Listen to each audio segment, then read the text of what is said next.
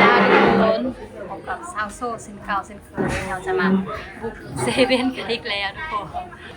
เซอร์ไว้ให้หลายคนเนาะที่ว่าคอมเมนต์กันย่าเขาอยากรู้ราคาเกี่ยวกับสินค้าว่าเซเว่นอยู่บางซาโซนี้ราคาประมาณเท่าใดนะทุกคนแต่ว่าต่างซาโซคือก็น่าจะแพงทั่วอยู่บาง FC น้อยหนึ่งเลยทุกคนจะโมแพงล่าหรือบอกเดี๋ยวซาโซจะไปบอกราคาแต่ละแบรนด์สินค้าบางสินค้าที่แบบ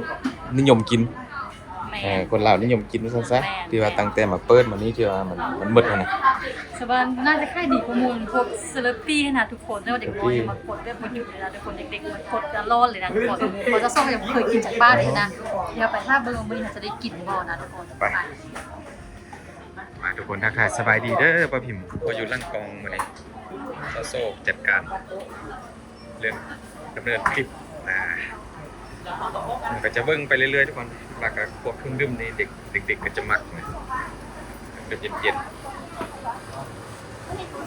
ราคามาในตอนเช้าทุกคนมาอย่าเซลตัวได้ตัวนี้เอาตัวค่ายดีนี่นี่คือยำสูตรเด็ดนะทุกคนค่ายดี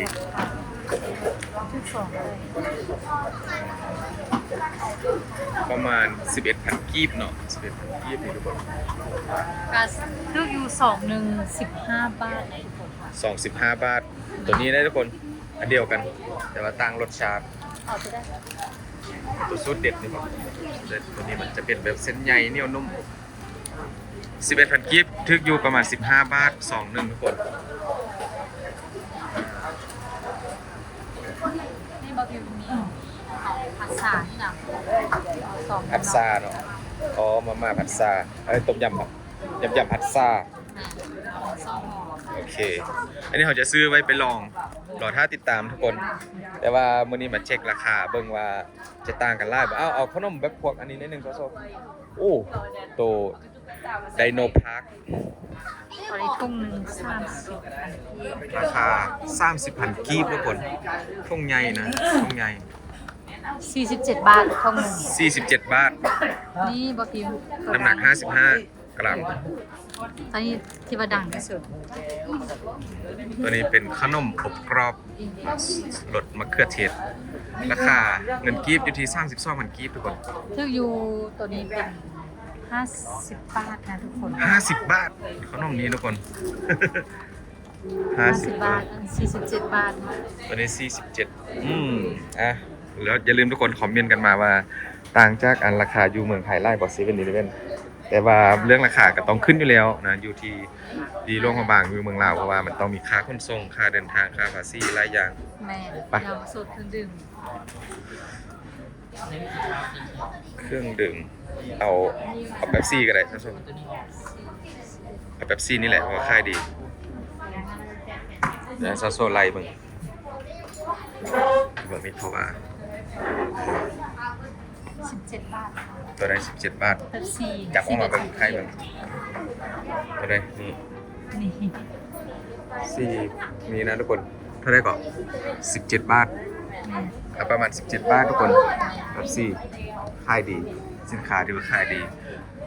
เขาจะแบบเอาเฉพาะแบบสินค้าที่มันขายดีทุกคนสลูปี้สินค้าหมดแล้วหมดอีกแล้วนะทุกคนหมดอีกแล้วข้อไผ่หมดแล้วโจ๊กน้อยกับ17 บาททุกคนถ้าว่าโจ๊กใหญ่นี่มัน7,000 กีบเนาะในราคาสลูเนี่ยกว่าสลูปี้เนาะเดี๋ยวจะโชว์บนราคาอย่างนี้เลยโจ๊กใหญ่เป็น26 บาทโดยโจ๊กกลาง26 บาทถ้าว่าโจ๊กใหญ่โจ๊กกลาง26 บาทโจ๊กใหญ่ละ34 บาทโจ๊กน้อยก็ประมาณ17 บาทป่ะเดี๋ยวสรุปไปกันต่อเดี๋ยวเบิ่งมีกล่องนะโจ๊กมีค่ายเฉพาะเซเว่นนะ23,000ตัวนี้ก็เป็นบะหมี่กึ่งที่ว่ามีเฉพาะเซเว่นเดี๋ยวมาเบิ่งก่อนราคา23,000 กีบเงินบาทจะดู36 บาท36 บาทต่อกล่องนึงทุกคนโอ้ถือว่า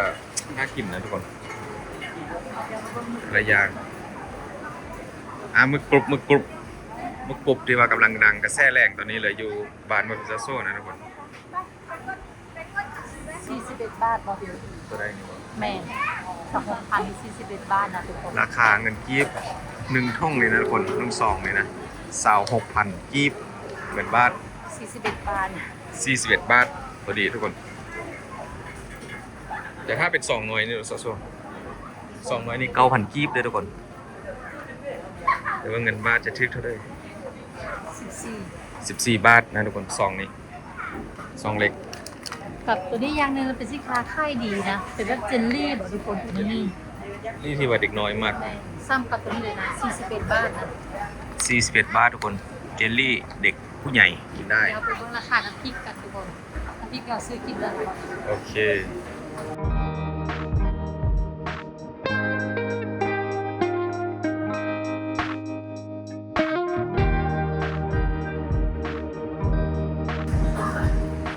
วันนี้ก็คนเริ่มทยอยมาแล้วทุกคนเพราะว่าประมาณ11 โมงตอนบ่ายตอนเที่ยงอ่ะเช็คน้ำพริกคืนเพราะว่าเทื่อแล้วของบ่ได้บอกราคาเป็น เพ เงิน ราะว่า บาท น้ำพริกนรกมีหมดเลยนะทุกคนเลือกแต่น้ำพริกเมกดา พริกแมงดานี่อย่างไล่เลย แมงดาเท่าไหร่ซะโซ่เมือง8,000กีบ ราคาเท่ากัน 8,000กีบประมาณเท่าไหร่ 12 บาทนะ 12 บาททุกคนต่อแพ็คหนึงน้อยๆนี่นะ แม่ 12 บาทอ่ะคอมเมนต์มาว่าอยู่เมืองไทยเราได้ทุกคนน้ำพริกนรกน้ำพริกแมงดา แต่ว่าทุกน้ำพริกก็ราคาเดียวกันเนาะ แม่ 12 บาท ขนมต่างๆกันราคาดูกันได้1 12นี่ก็13 14 บาทนะทุกคน อืม ขนม ขนอต้มย โอ้นี่ยากเลยทุกคนถ้าเคยเห็นนะบ้านจะสู้ปกติมีแต่เมนูอย่างนี้นะ ำ อันนี้มาเจอตัวใหญ่นะ เดี๋ยวซาโซเช็คเบิ่งเครื่องปรุงนิดนึงดูพวกอันซอส พวกน้ำมันพวกน้ำมัน น้ำมัน จะเป็นน้ำมันกุกนะ กุ๊ ทุ ก กคน นี่กุ๊กคน7 79 ของกีบนะกุ๊ก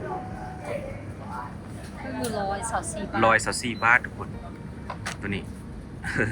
อันนี้ก็จะซ้ำกันหรือกันได้หนึ่งตัวนี้ก็ประมาณ124 บาท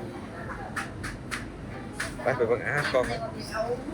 ไก่ราคาซ้ำกัน เบิ่งอาหารกล่อง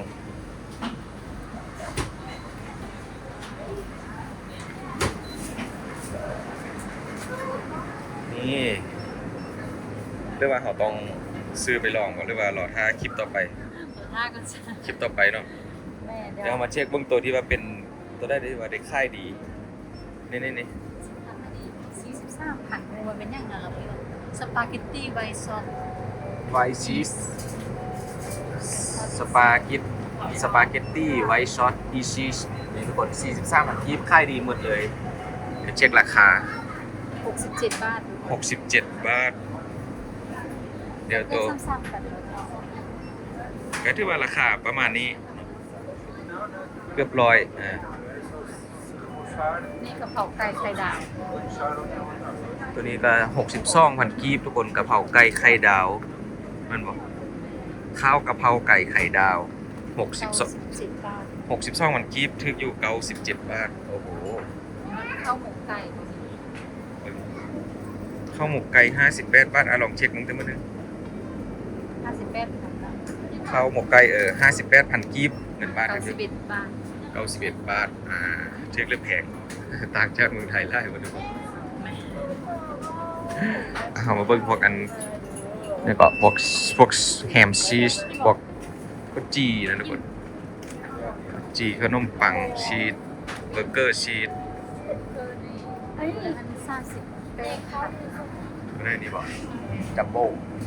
หมู38กีบเงินบาทถึงอยู่59 บาทเดี๋ยวขอ อั เบิ่ น ง นี้จะเป็นใหญ่ขึ้นมา40 ตัวได้ที่ว่าได้ค่ายดีนี่ค่ายดีของนี่ตัวนี้เป็น เป็นดอก เว็บดอกชิลลีชีส38,000กีบเดี๋ยวเงินบาทจะถึงเท่าไหร่ สร้างกับตัวนั้น59 บาท 59 บาทนี่ทุกคนราคาเดียวกันราคาเดียวกับตัวนี้เดี๋ยวมึงใส่กรอกหน่อยนึงใส่กรอกเดี๋ยวแป๊บนึงมึงเล เหรียญนี่เท่าไรซะโซ่เงินกีบ16,000กีบทุกคน16,000กีบนี่มันท่องจักรลำน้ำหนักเท่าไหร่ท่องใหญ่แหละ 25 บาทนะทุกคน 25 บาททุกคน 48 กรัม 48 กรัม25 บาท ได้ค่ายดี กับแก้มที่ดีเบิ่งโยเกิร์ตนิดนึงซะโซ่ โยเกิร์ตเนาะประมาณเอาตัว60,000 โยเกิร์ตรสนี้ทุกคน เรียบร้อย 60,000กีบเงินบาท 94 บาทนะทุกคน 94 บาท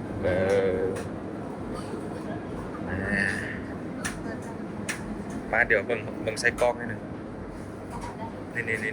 ตัวได้ดีว่าได้ค่ายดีนี่ตัวนี้ อ๋อ ค่ายดีตัวนี้มันไส้กรอกซีดสไตล์ญี่ปุ่นทุกคน51,000กีบนี่เลยเงินบาทคืออยู่ 80 บาท 80 บาทโอ้เรื่องอยู่นะมือนั้นโซแหนมเนี่ยก่อนแหนมตุ้มจิ๋วราคาอยู่ที่28,000กีบ 44 บาทถุงหนึ่ง 44 บาท 44 บาททุกคน 28 แหนมจิ๋วตัวนี้น้ำหนัก60 กรัม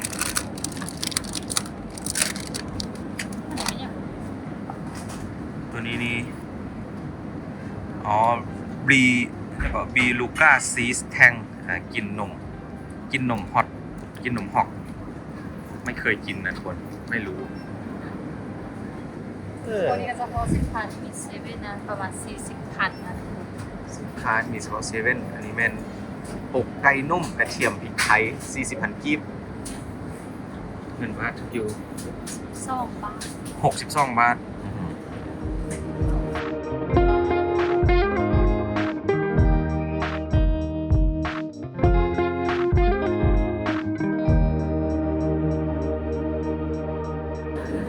เดี๋ยวฮอทดอกอันเดียวนี่เท่าไหร่ไส้กรอกแฟรงชีสราคาที่28 บาท28,000 กีบเสียบใหม่44 บาท อันเดียว44 บาทไปอย่าลืมทุกคนคอมเมนต์บอกพวกเราเด้อราคาเป็นยังนี่ เสาฟวยน้ำเสื่อม สองโอยน้ำเสื่อม15,000 กีบเท่าไหร่ 23 บาท 23 บาทน้ำหนัก150 กรัม มูราคาจะคือกับที่เมืองไทยหรือโบนะทุกคนจะได้การของบล็อกซาโซกับบอกพิมพ์นะสะดุดตานี่บอกพิมพ์ น่ากินแหงเนาะแบบกล่องแพ็กเกจเขาใส่มานี่แบบ ที่เราเคยกินกับปัน โอ้แม่นแล้วเดี๋ยวมึงเช็คราคาบัวลอยลักซี่นี่บัวลอยเจ็ดซี่ อัญมณีก็ ชื่อบ่ทุกคนจำได้บ่ที่ว่าซาโซเคยทำบัวลอยลักซี่เท่าได้ก่อนนี่ซาซี่พันกีบเงินบาทถึกอยู่ 37 บาท 37 บาท แม่บอกพิมพ์สุดรวมขนมทองหมูคูณมีทองหยิบทองยอดได้ทุกคน โอ้เดี๋ยวตัวนี้ราคา24,000 กีบทุกคนมีครบเลยน่ากินแฮงขนมไทย 37 บาทนะทุกคน 37 บาท เดี๋ยวเราไปลองชิมกัน มีครบสิ่งที่ว่าเราบ่เคยกินนะตัวนี้ไปลองชิมเบิ่งทุกคนขนมไทยพอส่วนมากกินวงขาวไล่แล้ววงขาวน้ำพริกเนี่ยเรากินมาไล่แล้ว มูเตนี่จะเป็นทองหยิบทองยอดแต่เมื่อวานนี้ไม่ได้ เดี๋ยวทุกคนเดี๋ยวเราไป น่าจะเป็นทองหยิบ เดี๋ยวเราไปแกะ ทองยอด เอาไปแกะเบิ่งแล้วเราลองถามว่ามีเป็นขนมยังไงเดี๋ยวไปจ่ายเงินเดี๋ยวเช็คราคาประมาณนี้ทุกคนเดี๋ยวซ่อมอันนี้ก่อนไปเบิ่งกันโซนบางนี้นิดนึงข้างนี้คุณนุ๊กมียังไง ขนมน่าจะเป็นข้าวซีเว่น เอาเนี่ยบอกซ่อมบอกเล็กบอกอันเนี่ยบอกเอลซี เอลซ่จะเป็นสินค้าค่ายดีเลยป่ะบิม60,000นะ ตัวนี้เอลซีตัวนี้60,000 กีบนะทุกคน 94 บาท 94 บาทแพ็คหนึ่ง แม่ มี24ซินบอก15 กรัม เป็นตัว6ซินน้ำเขาจะคือครัวประมาณ36,000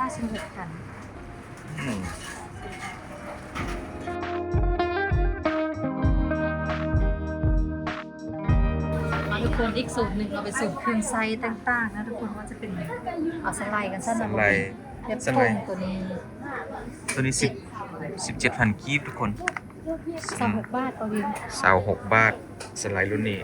มันจะเป็นพวกแบบนี่แมนข้องน้อย แบบทุ่ง400 กรัมทุกคน 19,000 กีบราคาเท่าไหร่ 30 บาท 30 บาทพงสักฟอกอย่าประพนม นี่สิคะค่ายดีรุ่นตัวนี้13,000กีบนะทุกคน 13,000 กีบ ประมาณ20 บาท อ๋อ20 บาทน้ำหนักเท่าไหร่เบิ่งก่อนเพราะว่าน้ำหนักจะต่าง มี กัน 600 อ๋อ600 100มิลลิแล้วก็จะมีนะ 100 มิลลิก็พิมพ์ว่าบอกกระหล่ำตลอด น้ำยาล้างห้องน้ ห้องน้ำเป็ดดักำ56,000 กีบ 88 บาท 88 บาทโอเคประมาณนี้ไปต่อเดี๋ยวซาโซ่ว่าอยากลองซิมเครื่องดื่มเย็นๆทุกคนกำลังเลือกอยู่ว่าจะเอาชาเย็นลาเต้เอสเปรสโซ่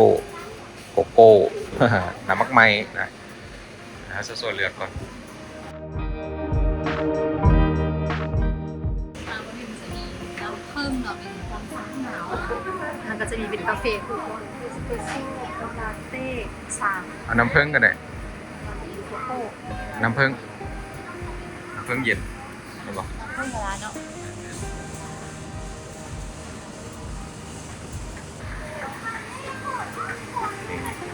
ลองมันตัวนี้สร้างกฎเดี๋ยวติซาโซ่ เพิ่มน้อยก็ได้เนาะเอาผ่าน อยากจะลองซิมมันต้องมาส่งและเด็กๆจะมักแหงทุกคนสลูปปี้อันนี้ผมว่าเป็นครั้งแรกของซาโซ่เลยบอก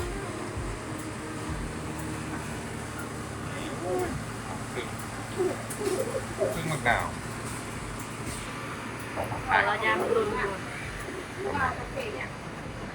เดี๋ยวไปนั่งท่าให้ซาโซ่ไปจ่ายตังค์แล้วเรามานั่งกินขนมไทยกันทุกคน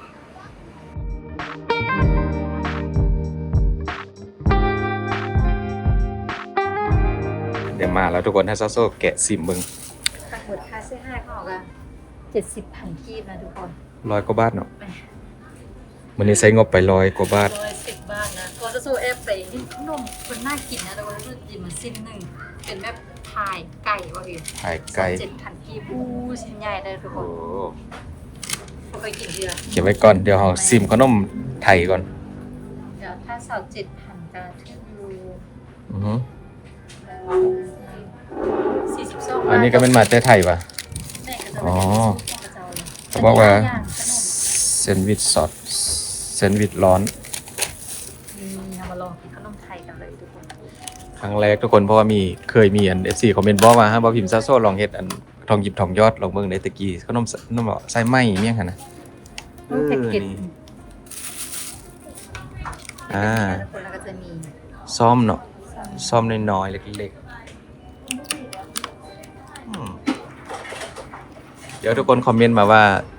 แต่ละอย่างนี้เขาเรียกว่าอะไรแกะเลยก็ได้ซาโซ่แกะก่อน จืดแต่ว่าอันนี้มันน่าจะเป็นทองยิบ อันนี้มันฝอยทอง แต่ส่วนอันนี้บูมันเป็นอย่างนะทุกคน เป็นลูกกลมๆทุกคน ตัวนี้เป็นลูกแบบยาวๆนี่คือหน่วยไข่ไก่โอ้โหเรื่องแบบซ้ำๆเลยทุกคน เรามีกินอย่างนะเดี๋ยวก็ซิมแล้วกลมๆนี่ก่อนบูมันเป็นอย่าง อือฮึมีไส้ป่ะเป็นแบบได้รสชาติหวาน มันว่าง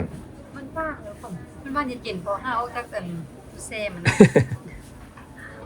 รสชาติเหมือนกัน ๆอันนี้ ว่าง ไส้ แต่ ไหม บู บ่ อีว่าได้ อันนี้มันน่าฝอยทอง ฝอยทองเนาะบ่เป็นไส้ไหม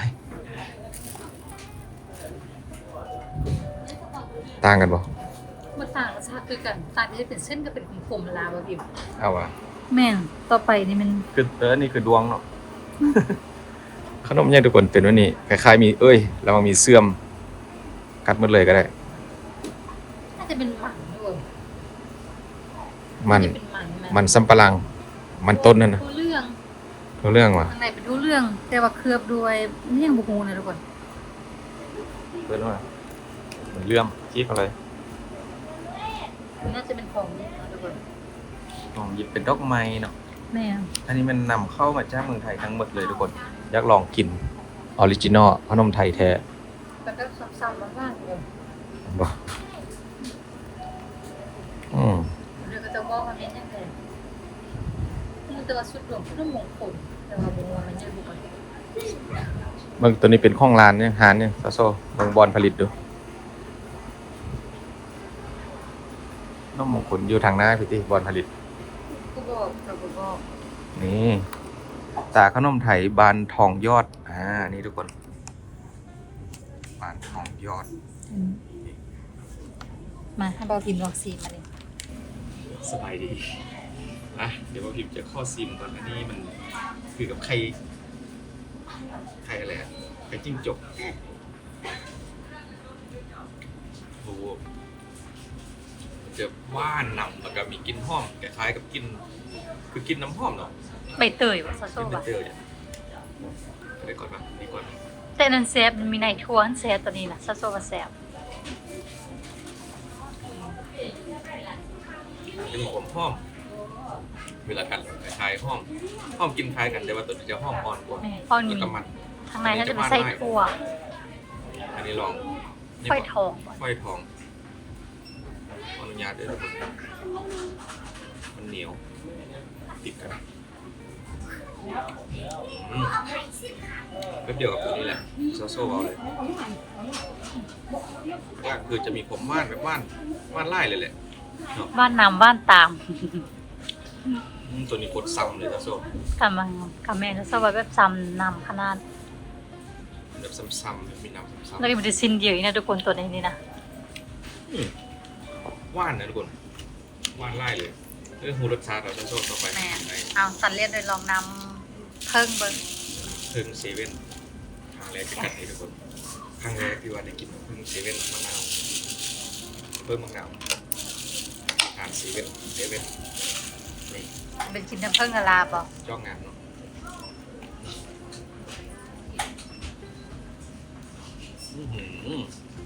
เป็นได้ โคตรดีเลยโชค ยังไม่ได้ลองชิมนะเบิ้ง เข้มข้น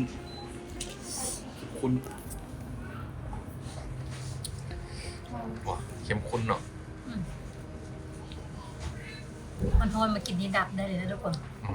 เพราะว่าช่วงนี้บ้านจะสู้กัดหน้ามันจะมาโอนคืนแล้วนะทุกคน เดี๋ยวนี้เริ่มฮอนแล้ว แม่ แซ่บเลยน้ำผึ้งมะนาวขนมนี้ก็แซ่บทุกคนแต่ว่าคือพวกเขาอาจจะบอลึงได้เพราะมันค่อนข้างจะหว่าน บ้านเห็นซะสู้บ่ค่อยว่านแต่อันนี้ซะสู้ว่าแซ่บ ตัวที่ว่าเป็นลูกยาวๆนี่แซ่บทุกคนมันแล้วก็ตัวนี้ซ้ำๆอันนี้จะออกหว่านเกิน แม่ แต่ว่าแซ่บโดยรวมก็ถือว่าแซ่บเป็นสิ่งที่มันแปลกๆใหม่อะ เดี๋ยวเก็บไปตั้งเอาให้ทุกคนเลยนะทุกคน เอาไปฝากน้องเรียนคุณนะจะมักไป แม่นทุกคนคลิปซะสู้บ่เป็นกับประมาณซันี้พอห้องป้าห้องพอทุกคนได้รู้ราคาเกี่ยวกับสินค้าอยู่เซเว่นเนาะว่าป้าห้องซะสู้นี่ราคาประมาณเท่าใดขนาด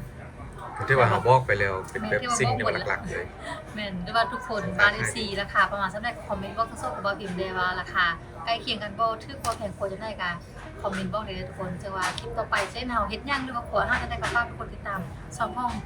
จะโซ่เซฟหนูกดไทยรัฐเด้อทุกคนคลิปนี้โซ่กับบ่พิมพ์ขอตัวลาไปก่อนทุกคนขอบใจ ขอบคุณหลายๆเด้อ